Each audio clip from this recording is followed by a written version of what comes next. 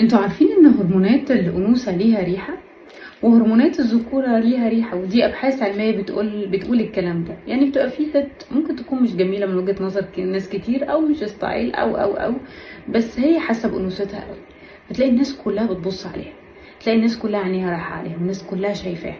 نفس القصه الراجل اللي هرموناته الذكوريه باينه قوي، برضه تحس الناس كلها بص عليه والناس كلها شايفاه، رجاله وستات.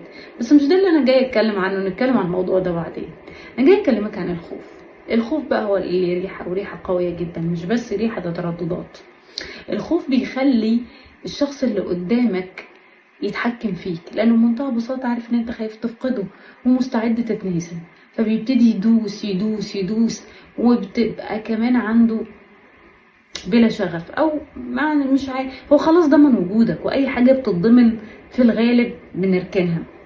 ده الأغلبية البشرية 99.9 إلا من رحم ربي، اللي بنقدر نقدر مخاوف بعض وصدمات بعض.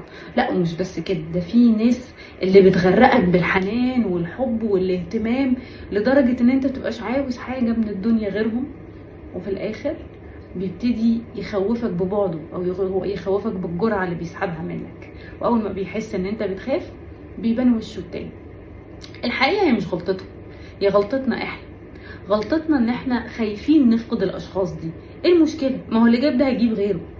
العلاقة اللي بتخليك مش حاسس بالامان، اللي بتسرق من عمرك ومن لحمك، ولحمك دي انا اقصدها كويس قوي، لان انت اي خوف او اي قلق بياكل فيك، بينهش فيك. اغلبية الامراض دلوقتي نتيجتها القلق والتوتر والخوف.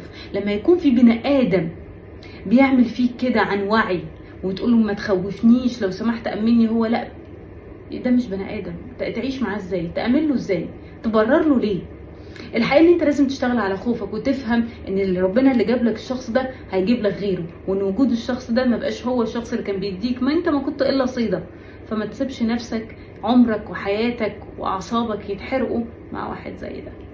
كان معاكم دينا.